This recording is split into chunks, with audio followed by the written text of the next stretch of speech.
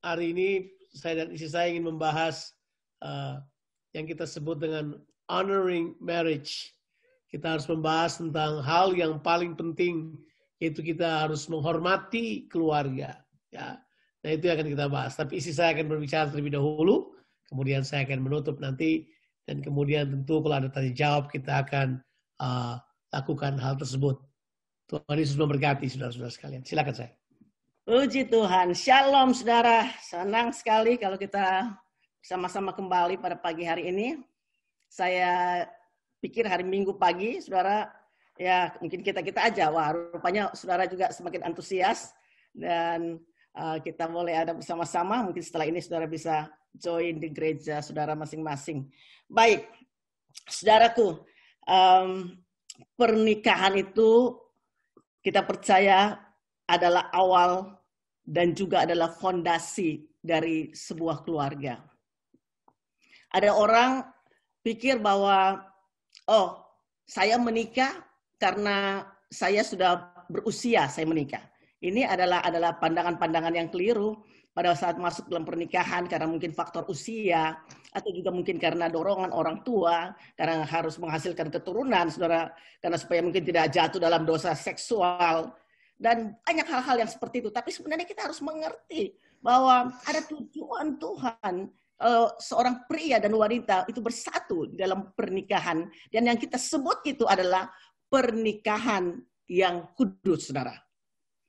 Saudara, di dalam firman Tuhan, dalam Ibrani 13 ayat yang keempat, katakan demikian, hendaklah kamu semua penuh hormat terhadap perkawinan, dan janganlah kamu mencemarkan tempat tidur, sebab orang-orang sundal dan pesina akan dihakimi Allah.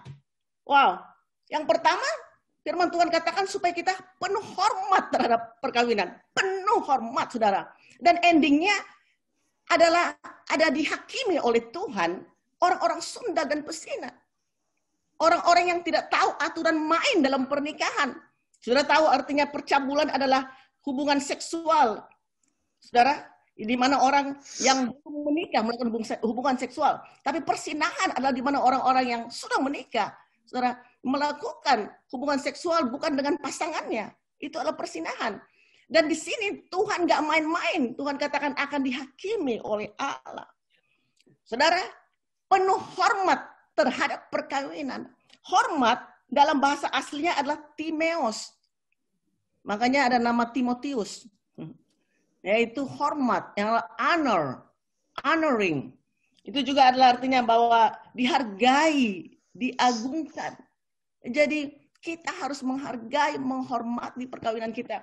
Saudara, kalau kita punya barang yang sangat berharga, misalnya diamond kita jaga supaya nggak hilang, saudara. Kita pelihara itu dengan baik. Well, diamond. Ada orang nggak mungkin pikir, itu diamond biasa aja. Enggak, tapi dijaga baik-baik. Perkawinan is more than diamond. Lebih daripada diamond, saudara. Sebab itu, saya mau katakan kepada saudara sekalian, ini perlunya dalam kehidupan kita. Kita menghormati di dalam hal apa? Pernikahan harus dihormati dengan dalam segala hal, dalam pribadi tentunya, dalam tempat pekerjaan kita, dalam bisnis kita, dalam hubungan sosial kita, di dalam pekerjaan apapun, di dalam pelayanan kita. Pernikahan itu harus ditinggikan. Saudaraku, adalah hal-hal yang perlu untuk ini saya akan bagikan. Ada 3 hal yang sangat penting sekali sebagai suami dan istri tentunya, yaitu respect perlu, saudaraku. Itu artinya menghormati, menghargai. Kalau kita menghormati suami kita atau menghargai istri kita, dia akan temukan, saudaraku, tanggung jawabnya. Kalau kita percaya kepadanya, dia akan temukan jati dirinya, saudara. Dan juga ini yang perlu, yang ketiga adalah pengampunan. Itu perlu sekali. Kalau kita mengampuni dia dengan apapun, saya terlalu percaya ini, karena Tuhan terlebih dahulu mengampuni kita. Jadikan ini sebagai gaya hidup kita, lifestyle kita, saudara. Bahwa waktu kita bangun sampai kita tidur, saudara, kita respect, kita trust, dan juga tentunya kita mengampuni, sehingga tidak ada apapun, akar-akar kepahitan apapun dalam hati kita.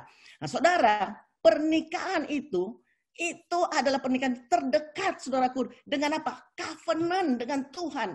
Saudara, tempat yang paling terdekat yang dari covenant itu adalah pernikahan. Di dalam ayat Efesus pasal yang kelima, saya ingin bacakan ayat ini dulu terlebih dahulu pada saudara. Ayat yang ke-21 katakan demikian. Efesus pasal yang kelima. Saya kalau ada Alkitab saudara bisa buka. Saya akan bacakan ayat ini. Nah, sebelum kita lompat ayat 22, ayat 21 dulu kita baca. Ada orang cuma pegang ayat 22. Dikatakan, rendahkanlah dirimu seorang kepada yang lain di dalam takut akan Kristus. Kita harus submit each other. Merendahkan diri kita satu sama lain. Ini penting, saudara. Bahwa nggak ada yang lebih tinggi. Kita harus menghargai, harus menghormati. Nah, baru ayat 22 muncul. Hai istri, tunduklah kepada suamimu seperti kepada Tuhan. This is the word of God. Ini firman Allah. Istri tunduk kepada suami. Saya suka bicara sama ibu-ibu, wanita-wanita. Nah, all the ladies, when we submit to our husband, waktu kita tunduk kepada suami kita, ini kita akan terima berkat daripada Tuhan. Berkat semua Tuhan sediakan buat kita. Saudara, tunduk tentu dari hati kita, menghormati dia, menghargai dia, bahwa Tuhan tempatkan dia di samping kita untuk kita jadi penolong tentunya, dan dia adalah sebagai imam. Karena banyak orang, saudaraku, kalau dia lebih educated atau dia mungkin lebih pintar daripada suaminya, dia sulit untuk tunduk. Tapi Alkitab katakan bahwa kita menundukkan diri kita, artinya kita menghargai, menghormati suami kita. Ya, banyak hal-hal ini yang bisa disingkapkan. Saya akan teruskan dulu. Ayat 23 katakan, hai, karena suami adalah kepala istri, sama seperti Kristus adalah kepala jemaat, dialah yang menyelamatkan tubuh. Karena itu sebagaimana jemaat tunduk kepada Kristus, demikian juga lah istri kepada suami dalam segala sesuatu. Hai suami, kasihlah istrimu sebagaimana Kristus telah mengasihi jemaat dan telah menyerahkan dirinya baginya untuk menguduskannya, sesudah ia menyucikannya dengan memandikannya dengan air dan firman. Supaya dengan demikian ia menempatkan jemaat di hadapan dirinya dengan cemerlang, tanpa cacat atau kerut atau yang serupa itu, tapi supaya jemaat kudus dan tidak bercela. Wow, ini luar biasa. Di mana istri tunduk kepada suami seperti apa, saudaraku? Jemaat tunduk kepada Kristus. Betapa kita honoring, kita hargai, kita agungkan pernikahan yang Tuhan sudah tetapkan di dalam kehidupan kita. Karena itu adalah hubungan, saya ulang lagi, antara Kristus dan jemaatnya. Jadi pernikahan adalah tempat yang terdekat dari covenant kita dengan Tuhan. Silakan Bang Jo. Kita kembali untuk membahas apa yang istri saya bilang tadi. Saya kira itu adalah fondasi yang sangat kuat. Yuk kita kembali lihat apa yang dikatakan di dalam kitab Ibrani pasalnya yang ke-13 ini, di ayatnya yang keempat. Itu kan ditulis, hendaklah semua orang menaruh hormat terhadap pernikahan. Terjemahan bahasa Inggris bilang bahwa marriage is honorable in all. Nah itu betul. Tadi istri saya bilang bahwa maksudnya ini, pernikahan itu harus dijunjung tinggi di atas semuanya. Itu jelas. Itu kata nggak ditulis sembarangan. Marriage is honorable in all. Artinya dia honorable in your personal life. Marriage itu adalah honorable in your workplace. Marriage is honorable in your actually relationship with others. Marriage is honorable in your ministry. Marriage is honorable in all. Nah, itu dia. Nah, tadi saya sudah bilang bahwa mengapa marriage itu honorable? Karena dia merupakan covenant yang terdekat dengan manusia. Coba bayangkan. Kalau orang tidak menghormati pernikahan, sudah pasti orang tersebut tidak menghormati apa? Tidak menghormati covenant. Itu jelas. Nah, dunia ini sedang dibawa pada sebuah titik bahwa orang tidak perlu covenant. Padahal covenant itu adalah dasar pengenalan dengan Allah. Padahal covenant itu adalah dasar di mana segala sesuatu dibangun. Hei saudara, saudara pikir janji Tuhan mau terjadi pada saudara? Kalau tidak ada covenant dengan Tuhan, nggak ada janji. Janji itu cuma ada dalam covenant. Saudara buang covenant, janji tidak ada buat saudara. Ada orang mau janji, tidak mau covenant. Itu janji ada dalam covenant. Jadi, janji itu ada dalam perjanjian. Orang mau janjinya, orang tidak mau perjanjiannya. Orang klaim sana, klaim sini. Hidup keluarganya berantakan dan mereka pikir janji Tuhan akan berlaku dalam kehidupan mereka. Maafkan. Tuhan berkata bahwa covenant yang terdekat dengan manusia adalah marriage. Dari situlah kita belajar tentang covenant. Itu penting sekali. Karena memang itu tempat yang terdekat. Yang kedua, tentu kita mengetahui bahwa, tadi istri saya katakan bahwa kita tahu persis bahwa pernikahan itu menurut, tadi istri saya nggak baca terus di Efesus pasalnya yang kelima, kalau saudara baca ayatnya yang ke-32, dari Efesus pasal 5, dia bilang ini, rahasia ini besar. Rahasia apa? Bersatunya suami dan istri. Itu rahasianya sehingga keduanya menjadi satu. Ayat yang 31. Ya. Rahasia ini besar. Tapi yang kumaksud ialah hubungan Kristus dengan jemaat. Itu jelas. Itu jelas. Berarti mau tahu hubungan Kristus dengan jemaat, lihat pernikahan. Pernikahan adalah display dari hubungan Kristus dengan jemaat. Pernikahan adalah display bagaimana Tuhan akan berlaku atas jemaat. Pernikahan adalah apa itu? Etalasenya ya, sebuah tempat showroomnya itu. Ini showroomnya untuk produk-produk ilahi ada di pernikahan. Tapi kita pandang enteng pernikahan, kita rendahkan pernikahan. Nah, kata marriage is honorable in all itu berlaku untuk semua orang. Ada yang berkata, anak muda enggak perlu tahu ini, Pak. Siapa bilang? Dari kecil seorang anak. Kalau ada anak-anak di sini, ada anak muda di sini yang belum menikah, saya beritahu pada saudara. Dari sekarang, please, ambil ayat ini. Marriage is honorable in all. Anak-anak itu, mereka seperti saya bilang kemarin, mereka itu meniru aja. Kalau orang tuanya nggak menghargai pernikahan, tebak. Anak-anak akan membawa paradigma di kepalanya bahwa pernikahan tidak penting. Udah gitu aja. Jadi dari muda kita mesti ajar anak-anak bahwa hey, marriage is important. Marriage is honorable. Marriage is God designs. Marriage is the will of God. Marriage is more precious than gold. Itu dia, kita ajarin kepada mereka. Jadi dari sekarang, kalau ada anak-anak muda, mulai pertimbangkan. Tulis pada diary saudara. Marriage is honorable. Oh, kita belum menikah. Enggak. Persiapkan dari sekarang. Sewaktu menikah nanti, baru kamu sudah tahu bahwa kalau kamu menikah nanti, saya akan menghargai pernikahan saya. Ada banyak orang nanti belajar menghargai pernikahan.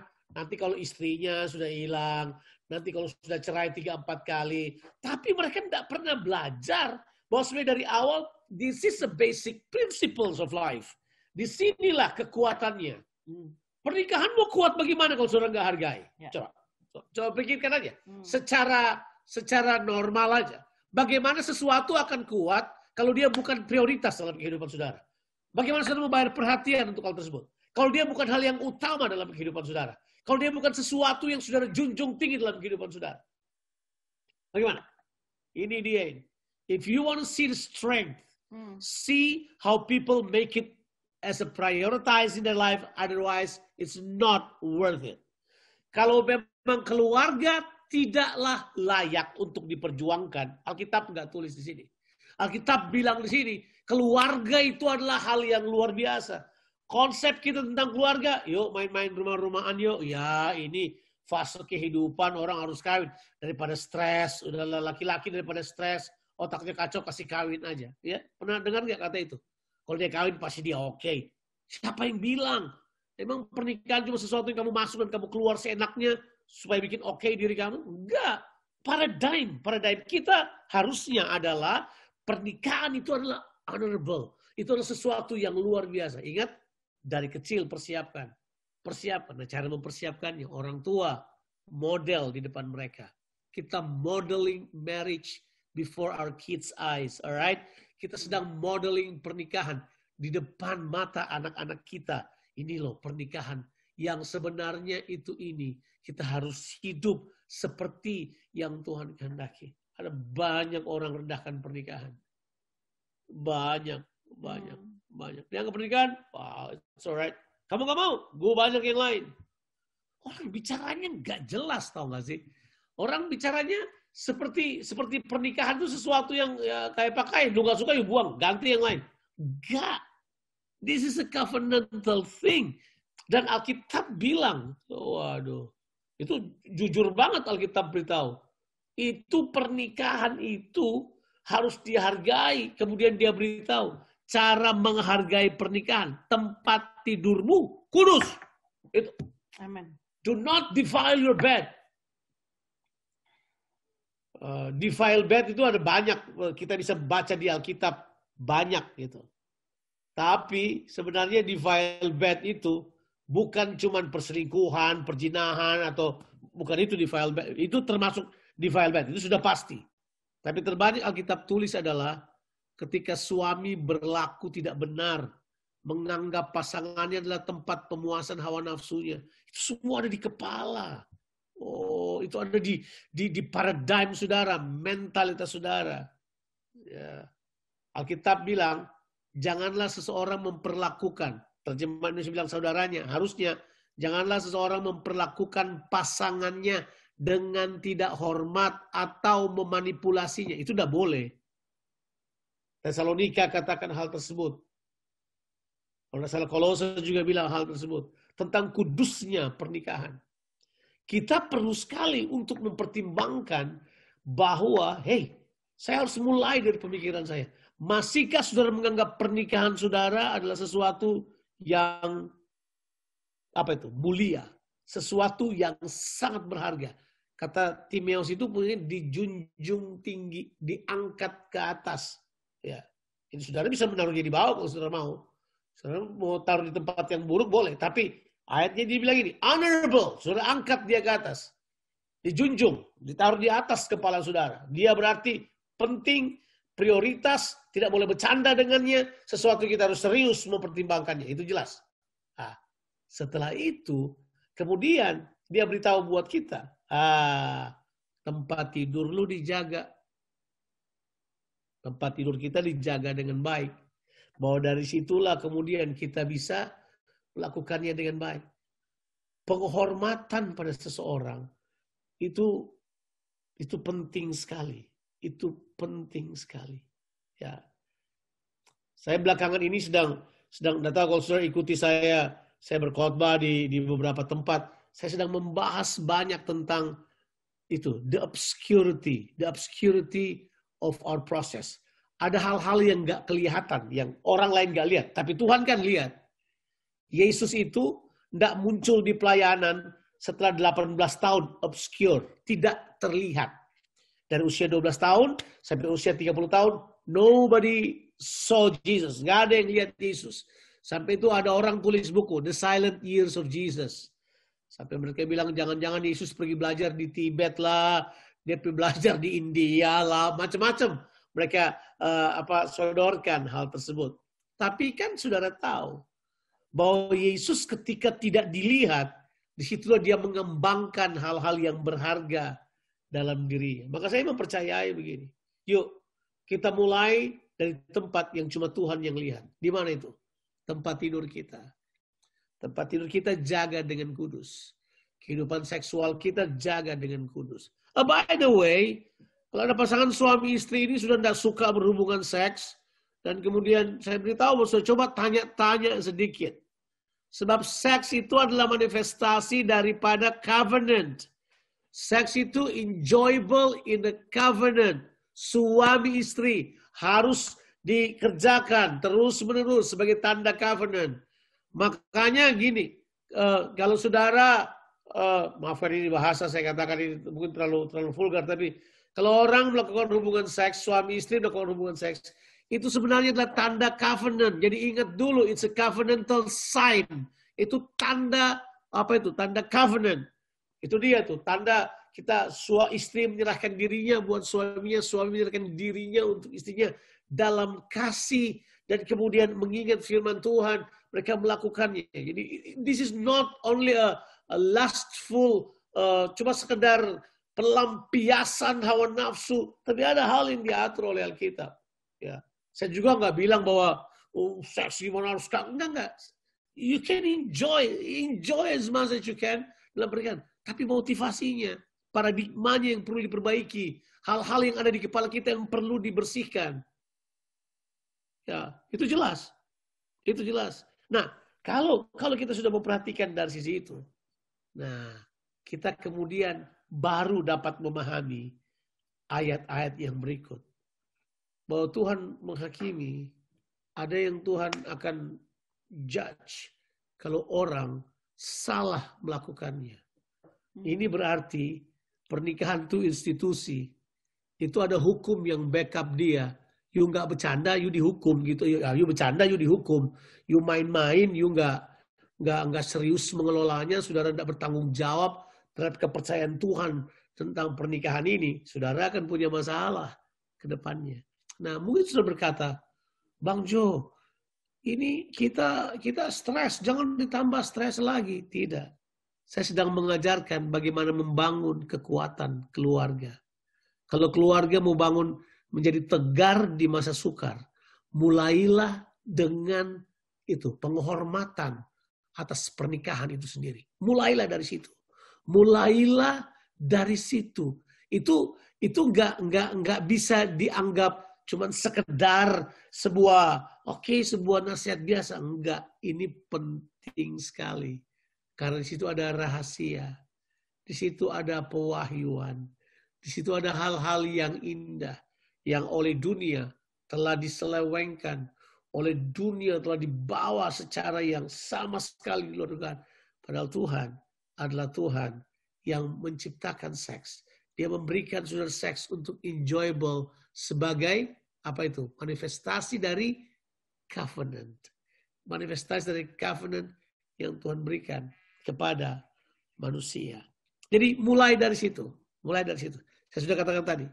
Yuk anak-anak kita ajar bahwa pernikahan itu berharga. Ya. Sejak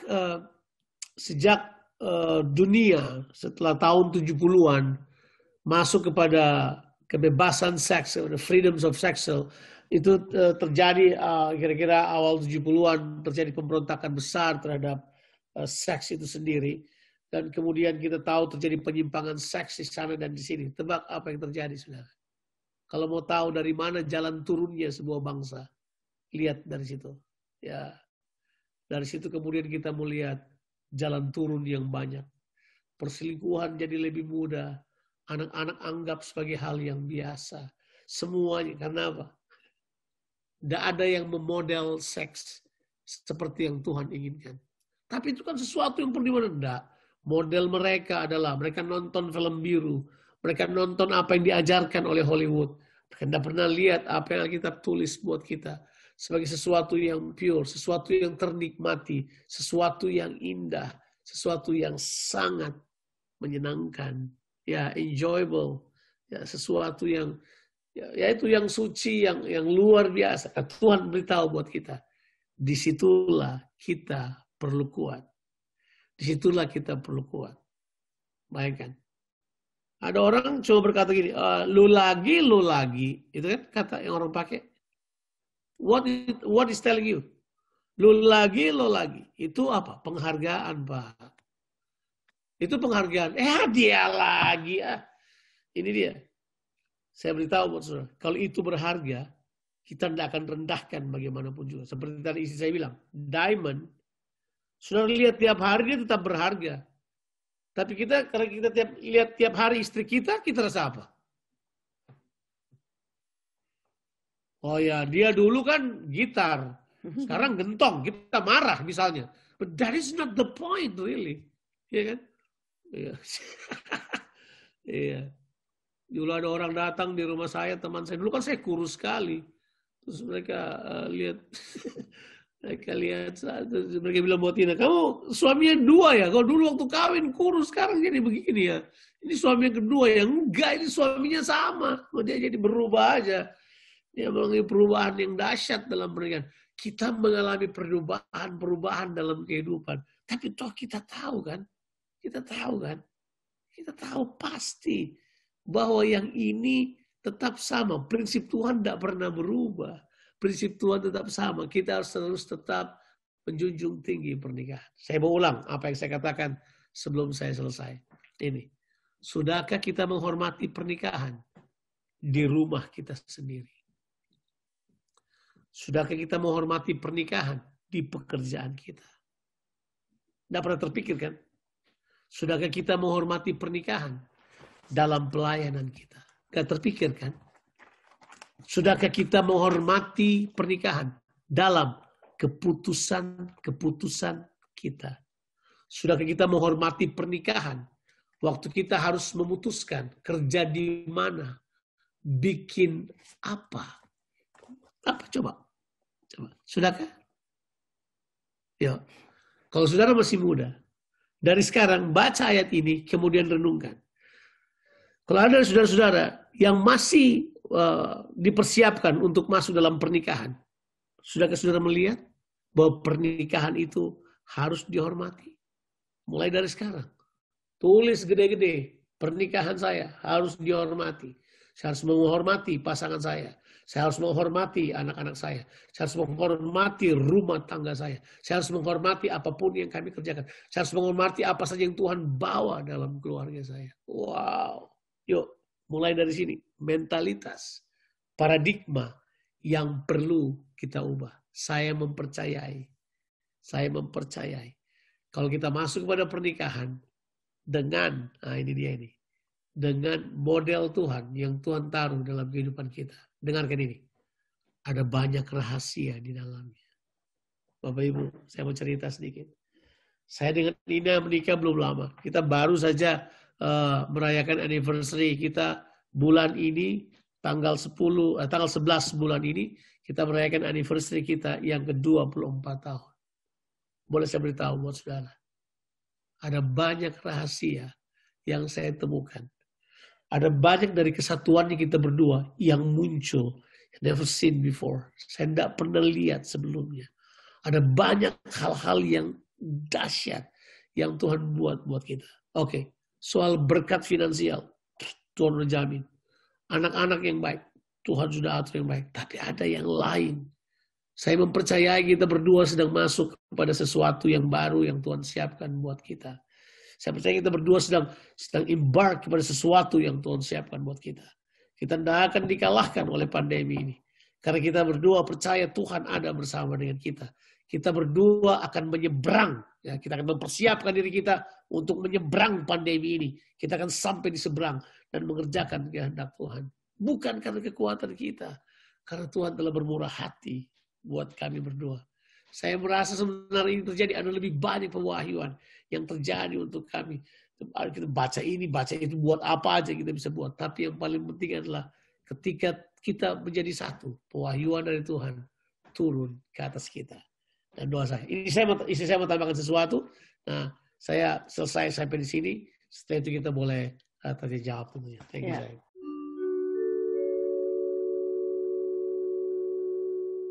Saya harus katakan bahwa kalau dia abusive, laporin. Dan saya berharap KDRT tidak, atau hukum yang berlaku. Saya nggak terlalu pelajari hukum KDRT sekarang.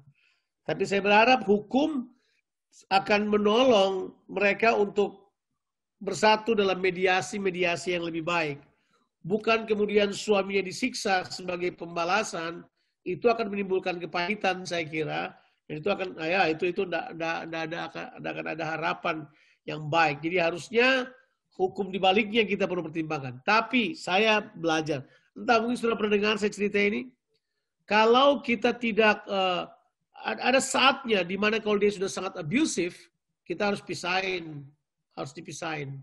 Ya, harus ada orang yang ada di tengah untuk memisahkan mereka. Sampai saya pernah berbuat kesalahan besar dengan mengambil ini dan kemudian membiarkan sampai ada seorang ibu itu kemudian dipukul suaminya, pecah gendang telinganya. And for that I regret. Saya membiarkan suami yang abusive kalau mabuk mukul sampai saya bilang oke, kalau gitu sekarang pisah dulu sebentar ya. Dan kalau memang udah berkelebihan abusive maka itu laporin ke polisi aja. Apalagi udah threatening life, udah apa, laporin aja. I don't mind. Tapi yang paling penting itu berarti kalau sudah sampai pada titik itu, kita tidak bisa memandangnya sebagai ideal lagi. Kita harus memandangnya sebagai sebuah masalah yang besar yang harus diselesaikan. Menyelesaikan konflik dalam rumah tangga ada dua. Cara yang pertama adalah cara preventif. Yaitu kita buat dari awal. Tapi cara yang kedua, cara represif. Saya ketemu cara represif di mana ada banyak orang yang kemudian melakukan abuse dalam keluarga mereka yang sangat keras. Nah, untuk hal tersebut kita harus represif. Kita oke, itu gak ada cerita lain. Pisahin sebentar dulu, datang ke tengah sebagai hamba Tuhan. Kita pernah buat itu. Saya pernah buat hal tersebut, di mana kita harus mengerjakannya secara jujur, serius, dan kemudian tidak memihak. Tapi harus memisahkan dulu, sebab kalau orang dipukul, matanya bisa rusak, telinganya bisa rusak, orang bisa cacat seumur hidup karena nggak ada perlindungan kayak gitu. Saya bilang serahkan ke itu. Tapi yang saya perlu bilang, yuk kita perlu belajar, perlu panggil ada ahli hukum untuk menjelaskan kepada kita tentang hukum-hukum KDRT yang sekarang. Nah, ada beberapa hal terjadi gini. Suaminya, istrinya lapor suaminya ke polisi. Polisi datang karena polisinya adalah keluarga istrinya, yang lakinya dibawa, diajar-ajar sampai babak belur. Akhirnya dia tidak mau balik lagi pada istrinya. What do we think that we can help? Akhirnya menghancurkan sesuatu. Tapi kalau ditanya pada saya, boleh lapor nggak kepada polisi? Lapor aja. Ini di Indonesia. Kalau di Australia sih itu enggak. Udah di Australia udah jelas, nggak ada cerita. Suami pukul istri itu gak ada sidangnya, masuk dulu 2 minggu ada cerita. Itu Australia, hukumnya Australia jangan main pukul. Nah, makanya dan kalau sudah masuk itu kan cacat namanya, kepolisian susah, kayak cari SKCK-nya, surat tanda kelakuan baik di sini itu kan. Itu jadi lebih susah, pernah masuk penjara kali ini, jadi rumit pekerjaan. Jadi biasanya memang istri kasihan, waktu istri dipukul sama suaminya, istri juga takut kehilangan suaminya kan. Jadi dia nggak lapor. Tapi babak belur, jadi sansak, jadi apa-apa. Jadi, nah itu makanya kita nggak perlu sampai ke neraka itu. Udah. Makanya kita bilang dari awal kita persiapkan. Jangan salah. Keluar itu tempat kita lihat surga atau lihat neraka. Kita putuskan. Bukan berarti kalau kita sudah hidup seperti kehendak Tuhan, tidak ada cobaan, tidak ada serangan, tidak ada masalah, tetap ada sama. Tapi fondasinya kita udah kuat. Di dalam Kristus fondasi kita sudah kuat. Dan kalau itu terjadi, kita bisa kemudian ada pertolongan secara preventif atau pertolongan secara represif. Jadi kalau orang tanya pertanyaannya KDRT, apakah boleh istri melaporkan polisi? Kalau it's a threatening life, silakan. Ya. Jadi saya bilang boleh aja. Tapi mending kita mempersiapkannya supaya tidak sampai ke titik itu. Ya.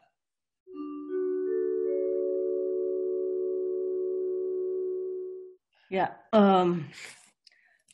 saya kira kalau mengampuni itu yang seperti tadi saya bilang itu kan sudah harus menjadi gaya hidup kita. Selalu kita mau berpikir begini, siapa yang salah duluan? Kok saya yang harus ampuni dia? Kalau toh memang, kalau kita yang salah duluan, kita mungkin mudah untuk minta maaf. Saya maafkan, please forgive me. Tapi kalau mungkin orang lain, suami kita atau mertua kita atau anak kita yang salah, bagaimana mungkin luka di hati kita, bagaimana untuk kita mengampuni dia? Ya, kita memang nggak bisa untuk mengampuni dengan kekuatan kita. Makanya saya terlalu percaya bahwa forgiveness is not a feeling, but forgiveness is a decision that we have to make. Mengampuni bukan perasaan, main-main perasaan, tapi mengampuni itu suatu keputusan yang harus kita buat. Kita putuskan aja untuk mengampuni walaupun memang sulit, walaupun memang sukar, walaupun mungkin rasanya sesak di dada kita. Kita bilang, aku ampuni kamu. Kita putuskan untuk mengampuni. Dan tentu kita minta bukan dengan kekuatan kita. Tapi kita percaya ada grace of God. Ada namanya anugerah yang Tuhan sediakan. Kalau Bapak Saudara hadir kemarin yang saya bilang sebenarnya itu kasih karunia kan ada kemampuan yang Tuhan berikan kepada kita untuk memampukan kita melakukan hal-hal yang tidak mampu kita lakukan dengan kemampuan kita sendiri. Lalu kasih karunia Tuhan selalu cukup buat kita. Di situ ada grace. Kenapa selalu Yesus memberikan contoh waktu dia disalib aja Yesus bilang begini, ampuni mereka Bapak karena mereka tidak tahu apa yang harus mereka buat. Yesus memberikan teladan demikian. Dan it's so hard for Jesus, tapi dia untuk mengeluarkan dan dia katakan bahwa ampuni mereka. Karena itu sudah menjadi gaya hidup daripada Tuhan tentunya. Dan memang mungkin sulit buat kita karena jangan bawa perasaan, tapi kita punya tindakan dan punya keputusan itu. Dan saya terlalu percaya ada anugerah Tuhan yang mengikuti. Saya banyak untuk mengalami hal ini, mungkin dengan siapapun, saya langsung udah maafin. Dan setelah itu mungkin tidak langsung terjadi seperti itu dalam hati bahwa seperti balik telapak tangan, tapi it takes time dan kita bisa melihat Tuhan bekerja bersama-sama di dalam kehidupan kita. Mungkin saya mau tambahkan.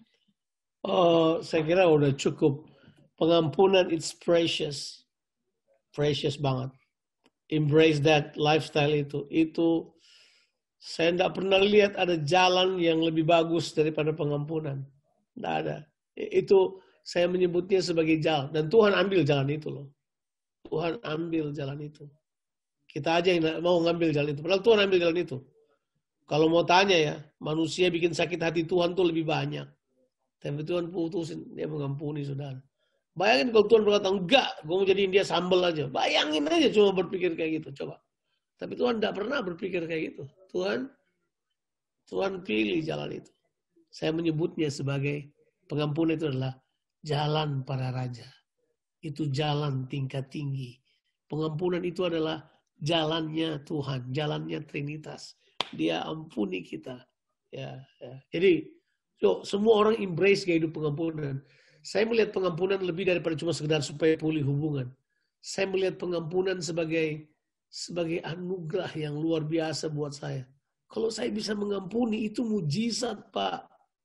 Ya, kita manusia ini minta ampun, sudah gembel, kaku, kampungan, tetap tidak mau mengampuni, keras kepala lagi. Saya apaan tuh? Siapa saudara? Tuhan yang menciptakan langit dan bumi itu mengampuni kok. Ya, itu berarti gini, kita tidak membesarkan firman Tuhan, kita tidak membesarkan atau meninggikan firman Tuhan. Kita meninggikan egonya kita meninggikan ketersinggungannya kita meninggikan gengsi kita. Sudah pride. Go that direction. Saya coba berkata, selamat datang dalam kehancuran. You go to that direction, silakan. Pilih jalan itu aja. Dan tidak ada orang yang bisa paksa saudara mengampuni kan?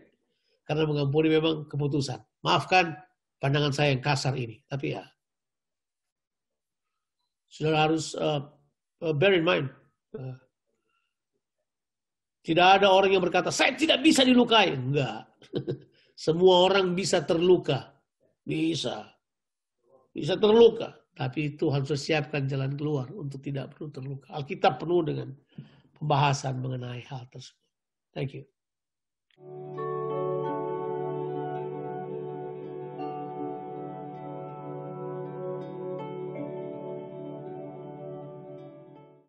Saya konseling pria sama wanita atau pria dengan pria. Dan kalau toh memang nggak bisa sama sekali, nggak ada, misalnya kita bisa kota, bisa negara, di tempat lain karena pelayanan ada di tempat-tempat lain, kita konseling orang itu di ruangan yang terbuka tentunya, ya, di ruangan yang terbuka. Kita hargai bahwa ini it's not good apa yang others lihat. Kalau misalnya lawan jenis, misalnya saya sedang konseling pria, ya tentu misalnya saya konseling pria di tempat yang tertutup, saya tentu harus, this is not right. Jadi harus di tempat yang terbuka yang bisa mungkin dilihat oleh semua orang. Nah, ini mungkin salah satu contoh-contoh yang simple bahwa saya menghargai bahwa I'm a wife, I'm a mother, I'm a servant of the Lord. Jadi saya harus ada batasan-batasan di dalam hal tersebut. Ini mungkin dalam faktor-faktor pelayanan. Kalau saya menilainya sederhana karena ini adalah paradigma. Itu dia berdiam di sikap. Ya, ini paradigma. Dia berdiam di sikap kita. Jadi pertama kita dulu yang harus menghargai pernikahan kita. Ya kan? Kita dulu harus, itu ada di sikap kita. Jadi kalau saya kalau pergi pelayanan, saya tidak pernah bilang, saya lupakan keluarga saya. Tidak. Keluarga saya junjung tinggi di situ. Marriage covenant saya junjung tinggi. Saya punya kesetiaan pada istri saya harus tinggi. Saya punya kesetiaan kepada anak-anak saya harus tetap tinggi. Saya tetap memikirkan mereka dalam pemahaman saya tinggi. Saya tidak akan cerita yang salah terhadap istri saya. Saya tidak akan mengatakan perkataan-perkataan yang menyinggung dia. Walaupun mungkin dia merasa tersinggung. Orang bisa tersinggung untuk perkataan kita. Apa aja. Salah mengerti konteks. Tapi saya berusaha untuk melakukan hal tersebut. Dalam memutuskan saya mesti tinggal di mana. Saya konsultasi pada anak dan istri saya. Itu jelas. Ya, saya berkali-kali mau pulang ke Indonesia dari tahun 2010 kan. Ya, tapi kemudian saya berkata enggak, anak-anak saya lebih penting dari saya. Ya, saya tanya pada seorang yang ada di judgment community saya, gimana ini gini. Saya rasa di Indonesia saya lebih produktif. Seperti semua orang bilang pada saya kan, saya di Indonesia gini. Tahu nggak dia jawab saya apa? Ini, kamu tanya anakmu. Ya. Wow. Saya tanya mereka, enggak ada, kita mau tinggal di sini. Ya udah. Saya mau bilang apa? Udah, kamu di sini, saya di sana. Ada lagunya kan? Aku di sini dan kau di sana. Hanya berjumpa lewat suara. Kan gitu kan? Gitu? Enggak. No. That is not what you say. Saya kemudian berkata, oke. Saya bisa jadi setrikaan Melbourne, Jakarta atau Melbourne, Makassar. Saya bisa jadi setrikaan. It won't matter. Tidak ada bahwa itu sebuah kehebatan. Tidak ada. Itu adalah part bahwa saya menjunjung pernikahan saya. Saya menganggap pernikahan saya penting sekali. Coba.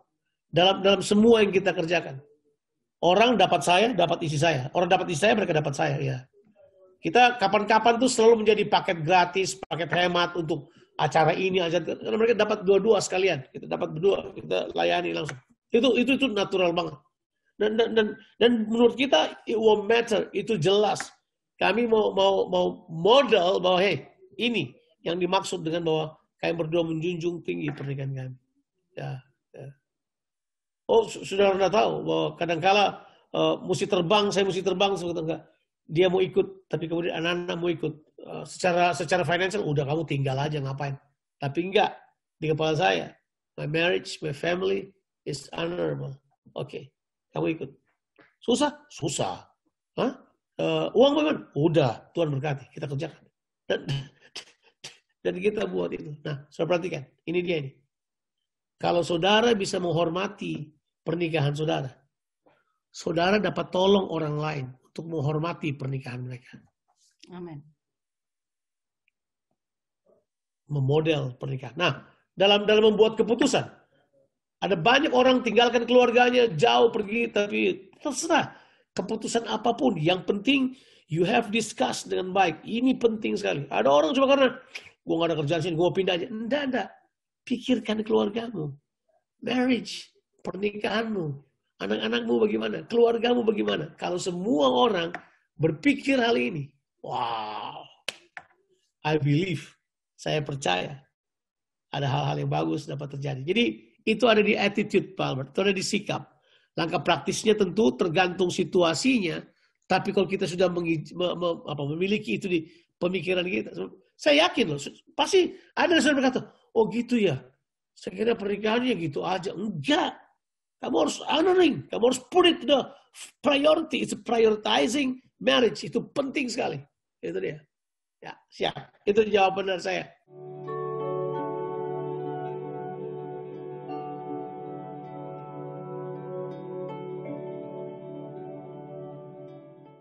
Mari saya beritahu yang single parent, saya kagum dengan saudara-saudara sekalian. Yeah. You have more grace than us. Tuhan memberikan kasih karunia buat saudara-saudara yang single parents, ataupun saya masih single di era di mana seksual eksploitasi kayak begini. Saudara mungkin lemah, tapi saya beritahu saudara, gak usah khawatir. Buat yang single parents, Tuhan menjadi suami bagi para janda, jadi ayah bagi para anak yatim. Dia menjadi ayah bagi anak yatim piatu. That is our God. Jadi kalau saya lihat hal tersebut, saya berkata begini, Tuhan perhatikan sekali kamu. Pasti Tuhan perhatikan kamu. Ya. Itu sudah pasti. Jadi gak usah khawatir mengenai hal tersebut. Nah, tapi bagaimana soal rahasia tadi? Nah, namanya juga rahasia. Kita tidak boleh buka semua dong buat saudara-saudara. Namanya juga rahasia. Rahasia artinya ditutupi. Kalau dibukain udah bukan rahasia lagi kan. Nah, tapi gini. Let me give you some hint. Ya, gini. Tuhan menyingkapkan pewahyuannya atau ilhamnya atau pengertiannya pada orang, itu nggak harus kalau dia menikah dulu. Ada orang yang sudah menikah juga nggak ngerti-ngerti kok sampai sekarang, banyak kan. Tetap saya sebut sebagai gagak cacat logika dia di kepalanya mengenai pernikahan, kagak ngerti-ngerti aja. Nah, ada yang kayak gitu. Tapi ada juga orang yang gini, Tuhan mau kita mengerti lewat pengalaman. Itu di dalam bahasa Yunani itu kata ginosko. Kita mengenal, kita mengetahui karena mengalami. Karena hubungan intim. Itu ginosko kata yang dipakai. Mengenali. Tapi ada yang kedua. Yang kedua itu namanya epiginosko. Kita belajar karena diberi pewahyuan kepada kita. Ya. Nah, jadi ada orang-orang yang tidak menikah mengajar keluarga dengan baik. Nah itu kan, oh gimana dong? Dia nggak menikah. Oh, itu bisa. Dia bisa mendapat pewahyuan dari Tuhan karena ada epiginosko. Paulus, beberapa orang-orang yang belajar. Saya membaca tulisan-tulisan dari Jim Nguyen. Saya membaca tulisan-tulisan mereka. Mereka adalah kaunselor-kaunselor pernikahan yang hebat. Mereka tidak menikah. Tapi mereka punya pewahyuan dalam kehidupan mereka. Itu saya nggak bilang bahwa tidak boleh. Bisa aja. Jadi sebenarnya sederhana kok. Kalau orang tanya, bagaimana single parents menjunjung tinggi pernikahan? Yang pertama adalah, kalau Tuhan izinkan, menikah lagi. Gitu. Udah gitu aja. Kalau Tuhan izinkan ya. Yang kedua adalah, hargai keluargamu. Hargai orang-orang dalam rumahmu. Kalau kau single parents, hargai posisi Tuhan di situ sebagai kepala. Janda Tuhan menjadi suami di situ. Hargai hubungan dengan Tuhan. Hajari anak-anak. Nah, kalau soal itu, single parents yang paling hebat adalah, saya baca ceritanya, single parents yang paling hebat adalah orang tua dari Bapak Stephen Tong. Itu ya, ibu dari Bapak Stephen Tong. Bayangkan, dia besarin ibu janda, anak-anaknya jadi hamba Tuhan semuanya. Itu luar biasa. Saya kagum banget. Saya mau berpikir seperti itu, bahwa Tuhan bisa pakai hal tersebut. Ada banyak yang kita kenal juga seperti itu. Janda, tidak punya apa-apa, besarin anak dalam takut akan Tuhan. That's the way they honoring God. Soal pewahyuan, saya sudah beritahu pada saudara. Pewahyuan bisa datang karena pengalaman, tapi pewahyuan juga datang karena revelation. Karena Tuhan nyatakan buat mereka. Saya kira itu jawaban saya. Terima kasih.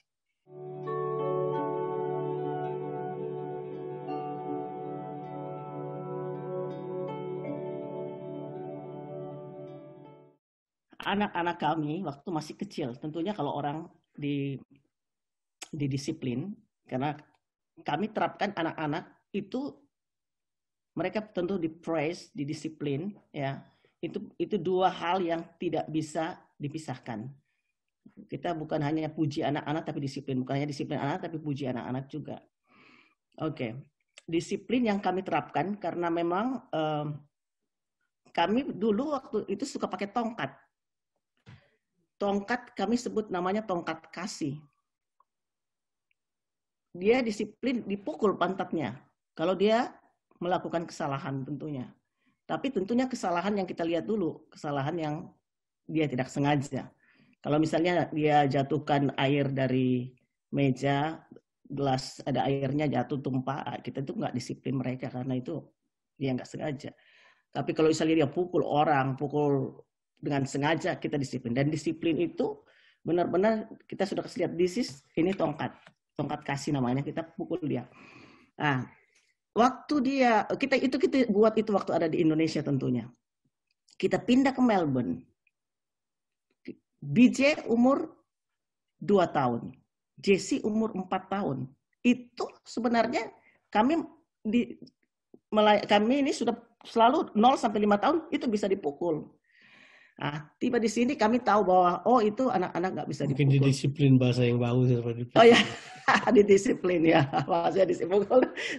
Tapi yang dipukul sudah bukan yang lain, tapi pantatnya. Kan itu ada tempat yang Tuhan sudah kasih di situ. Bukan kepalanya, bukan tangannya. Nah,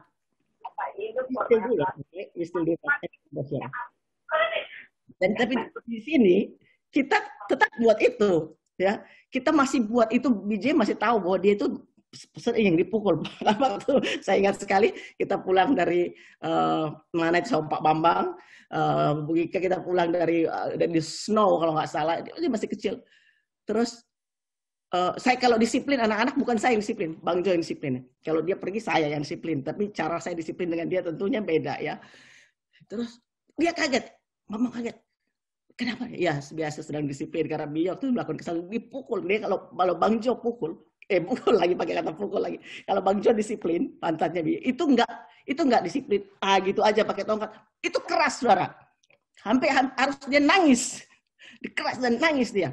Tapi setelah disiplin begitu, dia peluk, lalu bilang, kenapa kamu tahu kenapa saya disiplin? Cerita kamu begini-begini, dipeluk terus didoain supaya dia nggak hurting hatinya. Dan itu kami masih buat juga di Melbourne ini. Ya, silakan saya. Nah, jadi saya hukum di Australia. Kita bahas aja hukum di Australia. Tapi kalau hukum Tuhan, disiplin itu biasa. Karena semua kata didik di Alkitab, kata disiplin di Alkitab, itu semua punya arti chastening. Dicemeti, ya. Ya, dicambuk. Tapi ya, jelas ada tempat. Oke. Saudara tidak mungkin geger otak kalau pukul pantat anak saudara. Disiplin. Tidak akan geger otak. Saya jamin 100%. Di surga dan di bumi menyetujuinya. Pukul pantat anak saudara tidak akan geger otak. Tidak akan. Oke. Sakit hati bisa kalau salah. Gitu dia. Jadi berarti memang Alkitab mengajarkan kepada kita disiplin karena kasih itu harus. Itu harus. Sekarang coba menyikapi aturan di Australia. Berarti kalau aturan di Australia seperti itu, kita harus hidup lebih betul di hadapan mereka. Masalahnya gini, orang tua nggak ketemu anaknya karena selalu bekerja, pulang main itu kemudian mendisiplin. Tapi karena hukum bilang tidak, jadi anak-anak tidak pernah terdisiplin. Ini masalahnya menurut kitab Amsal. Kalau anak-anak tidak terdisiplin, dia ikut maunya sendiri. Dia terbiasa melakukan apa yang dia mau harus dia dapat. Dia akan membangun sendiri pemikirannya. Oke, mungkin jadi lebih kreatif. Tapi saya nggak lihat ya, setelah hampir 20 tahun tinggal di Australia, saya kenal budaya Australia dari tahun 80-an, sudah 30 tahun saya kenal itu. Berarti yang hidup sekarang ini orang-orang enggak juga, malas juga semuanya. Malas kerja, maaf kan, ini bahasa saya, jujur aja. Malas, hidup dari uang pemerintah, nggak bikin apa-apa, nggak bertanggung jawab, semua nagih-nagih aja. Maaf kan, this is the joke. Yang kita anggap biasa, enggak. Saya putuskan, saya tidak akan mengarah ke situ. Saya akan disiplin anak-anak saya selagi mereka masih bisa disiplin. Pada saatnya sudah enggak lagi, waktu mereka sudah beranjak dewasa, remaja, mereka jadi teman buat kita. Tapi disiplin harus, Pak. Menyikapi aturan Australia, berarti gini. Kalau sudah menyikapi aturan Australia, orang tuanya harus hidup benar. Harus hidup dengan standar yang betul. Biar anak-anak melihatnya. Ya itu, segitu aja. Nggak ada jalan lain. Kamu harus hidup. Ya. Nah, itu. Cuma kan masalahnya gini. Masalahnya, orang tuanya tinggalin rumah, pergi kerja, 9 to 5, balik anak-anak sedang main, cuma waktu sedikit dengan mereka. Susah kita mendisiplin mereka dengan kasih. Karena sekali lagi, anak-anak meniru. Nah bahayanya, kalau mereka dapat prinsip bukan dari orang tuanya. Mereka dapat prinsip dari televisi, mereka dapat prinsip dari sekarang, apalagi, dari sini selesai kita. Kita kemudian akan find it hard. Tapi jelas, disiplin penting. Disiplin harus. Karena begini Bapak Ibu. Biar anakmu lahir cantik, bahagia. Itu semua anak lahir dengan kebodohan dalam dirinya. Kalau tidak disiplin, kebodohan akan melekat pada dirinya.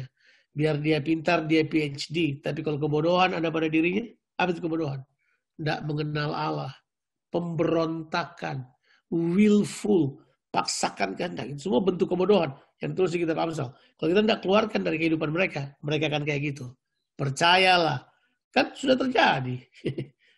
Ya. Saya tanya. Orang Australia masih hormati orang tuanya nggak? Putuskan sendiri. But if you really, kalau saudara memang mau hidup secara firman Tuhan, berdiri di depan mereka, dan kemudian hidupi sebuah kehidupan. That's it. Ya. Sekarang, BJ dan JC saya sudah anggap sebagai 2 adults di rumah kami. Kita tetap menjadi sahabat dengan mereka. Mereka harus, ya kalau kita nggak jadi teladan, they can despise us. Mereka akan rendahkan orang tuanya. Berarti untuk hukum Australia, cara yang terbaik saya beritahu bagaimana kita harus hidup lebih lagi seperti yang Tuhan kehendaki. Ya sudah. Karena situ nggak ada chance. Nggak ada chance lagi. Kalau mereka akan panggil kita dengan nama, don't worry about it. Life is tough. Ya kan? Coba suruh bayangkan tiba-tiba JC datang pada saya.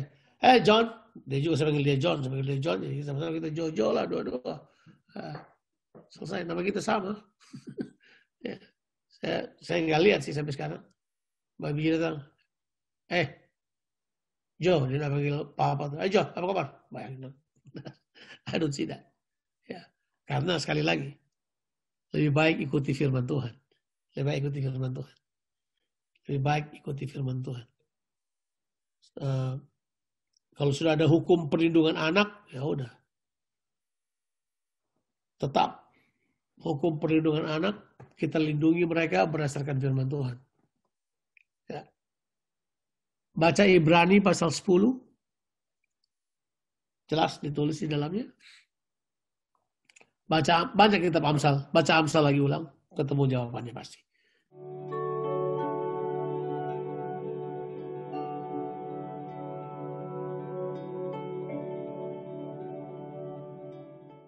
Itu berarti ada ketakutan-ketakutan kan dalam dirinya untuk hal tersebut. Ya, di dalam mempersiapkan diri tentu yang pertama ini dia, makanya pasangan calon suami istri ini mereka berdua harus bertumbuh dalam kasih dulu terlebih dahulu, sebab kasih mengusir ketakutan.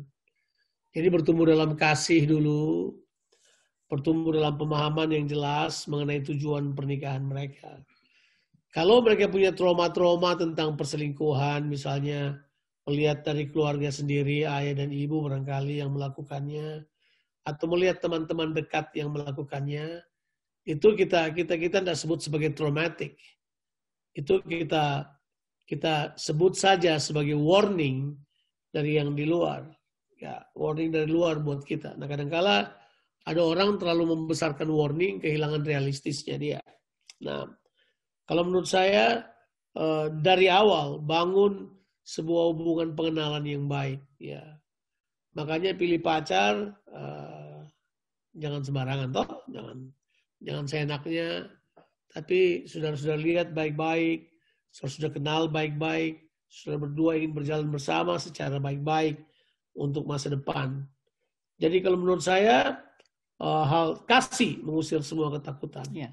Kasih menutupi pelanggaran, kasih melakukannya. Ya. Ada orang yang saya kenal, mereka pacaran, yang cowok buat kesalahan. Ya udah, mereka baik-baik berpisah sebentar, udah selesai. Ya, apakah nanti mereka masih bisa kembali? Masih bisa, dua-dua belum kawin kok, masih pacaran kok. Tapi sekarang mereka lagi cool down aja, nggak ngobrol, nggak salah, ya kan? Itu juga, ya. Kesalahan lakinya apa? Ya ke tempat pelacuran lah, gitu. Ya. Yang ceweknya terluka banget, ya. Tapi kan sebenarnya itu belum defile kan, dia jatuh dalam percabulan, tapi dia belum melawan covenant karena mereka belum menikah. Tetapi itu sudah salah. Ya, jadi kemudian ya orang tanya pada saya, kalau mereka kembali lagi bagaimana? Itu berarti yang akan kuat adalah pasangannya. Dia telah mengalahkan semua trauma tentang dihianati. Nanti akan masa depan. Kemudian terima pasangan yang seperti itu. Tapi kan namanya juga cinta. Ya kan? Namanya juga mengasihi. Orang Ambon bilang cinta pun tak helah. Nah, itu dia tuh. Itu sudah, kalau sudah begitu ya udah. Izinkan aja. Saya kira enggak perlu ada ketakutan di dalam hal tersebut. Tapi tetap saudara harus membuat keputusan. Itu aja. Makanya ada istilah. Harus ada komitmen di pintu gerbang. Ada komitmen di pintu gerbang. Oke, komitmennya begini. Kita pacaran tuh begini. Atau sudah buat komitmen di sini. Saya hanya mau pacaran kalau 1, 2, 3, 4. Kalau saya kemudian tidak melakukan firman Tuhan, saya harus pisah dengan pasangan ini. Karena lebih baik saya mengikuti standar Tuhan daripada sekedar cuma kawin dan lain-lain sebagainya. Saya kemudian harus melakukan hal tersebut. Jadi ya coba aja. Ya, saudara perlu memutuskan sesuatu dalam hal ini. Saya kira itu jawaban saya. Terima kasih.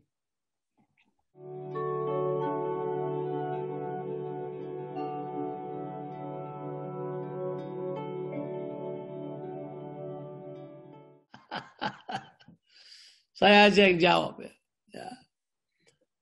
Kalau saya pernikahan kedua karena sama-sama masing-masing bercerai, itu tidak menghalangi mereka untuk memulai second chance. Tidak ada halangan untuk hal tersebut. Ya, tidak ada masalah mengenai hal tersebut. Atau mungkin salah satu atau dua-duanya tidak ada masalah. Mengapa? Karena kalau secara hukum dia udah bercerai, ya selesai. Udah selesai. Gagal kan? Covenant-nya mereka gagal, sudah selesai. Ya. Nah, saya katakan ini bukan berarti saya tidak menghormati pernyataan Tuhan yang berkata, Tuhan membenci perceraian. Tapi kalau mereka sudah lama bercerai, sudah pisah sekian lama, sama-sama sudah melupakan semuanya, they can start a new life together. Ada, bisa, nggak ada masalah. Kan pertanyaannya, bisa nggak diberkati di gereja? Ya itu tergantung aturan gereja saudara kalau itu, ya kan? Kalau gereja saya berkati. Itu aja. Asal ya kan, ya, di konseling dulu. Pertobatan dilihat, ini dilihat, semuanya dilihat kehidupan. Apakah saya merendahkan hukum dan seterusnya? Itu terserah anggapan saudara. Tapi saya sudah pernah bercerita. Saya memutuskan untuk menikahkan orang-orang yang seperti ini dengan kasus yang lebih berat yang saudara bayangkan. Ya. Yang waktu memutuskannya, saya tidak punya pilihan lain kecuali berkata, saya beritahu, saya sodorkan kepada kalian kasih karunia. Kalian bisa menyalahgunakannya, saya tahu bisa. Tapi saya menyodorkan kasih karunia buat kalian. Dan ternyata enggak. Tahu enggak? Ada pasangan suami istri, saya tidak perlu sebut namanya. Ya, mereka kasus yang seperti itu. Yang istri punya 2 anak, yang suami punya anak tapi dibawa oleh istrinya. Tapi ya, ada anaknya. Tapi yang istri punya 2 anak. Setelah mereka menikah, mereka punya 1 anak. Dan I have a privilege untuk bersama dengan hamba Tuhan, Pak Kris Manusama menyerahkan anaknya.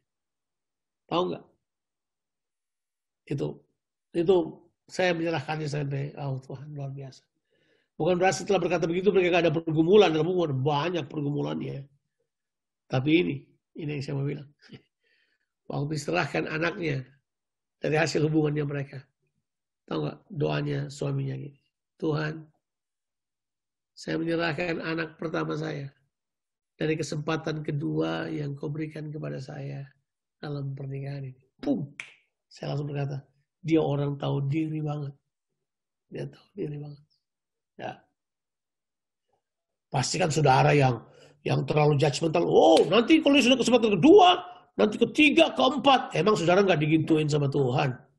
Salah 2, salah 3, salah 4, Tuhan tetap kasih kesempatan. Memang enggak ya? Saudara nggak pernah alami kesempatan kedua. Saya ini orang yang mengalami kesempatan ke-10, ke-11, banyak kesempatan saya dapat. Makanya saya hargai pernikahan saya. Saya menghargai hal tersebut. Jadi kalau menurut saya, tergantung aturan gereja saudara. Ya. Paulus berkali-kali beritahu, ibu-ibu, kalau dia bilang sebab mereka jadi janda. Kalau kamu nggak tahan bertarak, itu kata yang dipakai. Sudah, cari suami menikah, suami tidak bisa itu, cari istri menikah supaya kamu hidup dalam pengudusan. Tapi sekali lagi, kalau saya harus menikahkan mereka, saya memberkati pernikahan mereka, dan harus ada counseling. Kita harus counseling, tanya dulu ya.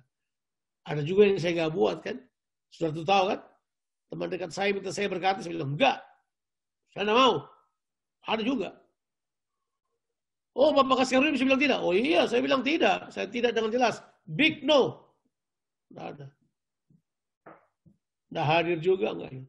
Setelah mereka menikah, tetap teman, minum kopi, kasih nasihat. Tetap. Ya. Siap, itu jawaban dari saya. Terserah dinilai sendiri aja. Thank you.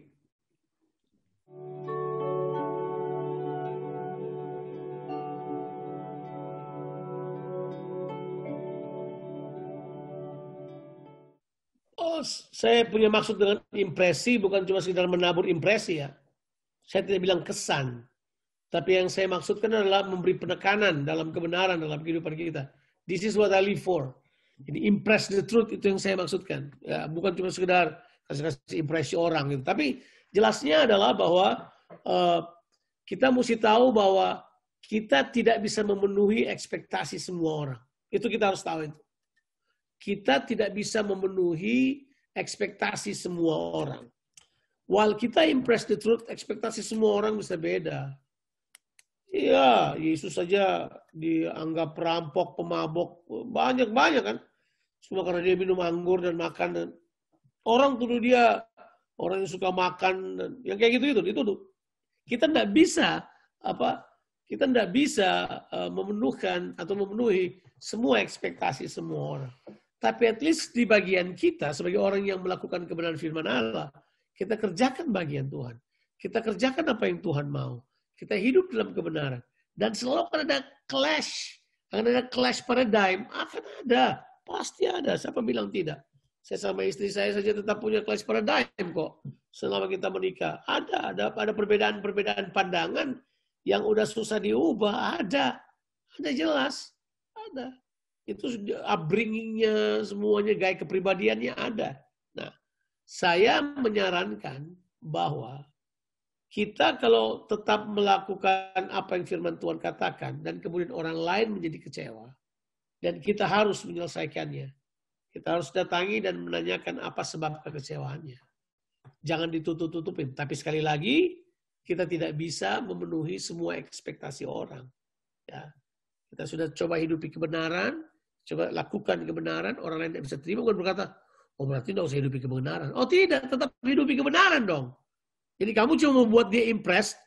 Oh, tiba-tiba waktu sudah buat kebenaran, baru kata, oh itu baru bagus, saya mau bisa terima. Enggak, saya tetap buat kebenaran. Halo, saya tidak akan kemudian tidak buat kebenaran cuma try to impress orang lain. Oh enggak, saya tidak hidup untuk menyenangkan manusia. Saya hidup menyenangkan Tuhan.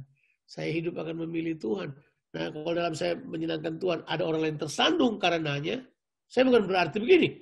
Oh, saya tidak menyenangkan Tuhan. Saya harus berhenti menyenangkan Tuhan. Saya senangkan dia aja. Kan enggak. This is either bukan ini atau itu. Bukan. Ini adalah sebuah keputusan. Kalau dia tersandung, dan kita jelaskan kepada dia. Dalam sisi apa kamu tersandung? Oh, barangkali cara saya yang salah. Mungkin saya harus merubah cara saya. Bukan mengganti prinsip saya dan gaya hidup saya itu. Caranya saya rubah. Oh mungkin kalau begini saya harus melakukan pendekatan-pendekatan yang berbeda. Tapi jangan ganti prinsipnya. Jangan lupa kita tidak bisa menyenangkan semua orang. Kita hanya bisa menolong orang lain kalau kita berdiskusi, memberitahukan pada mereka apa yang kita yakini. Ya itu jawaban dari saya. Thank you.